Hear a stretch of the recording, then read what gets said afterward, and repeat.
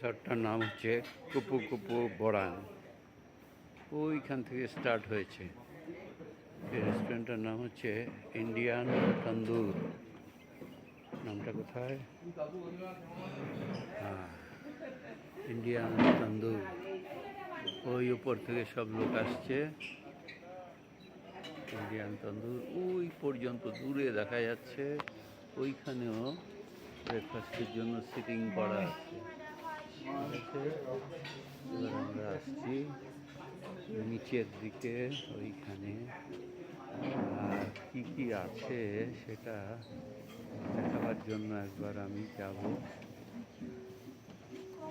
It's a large area.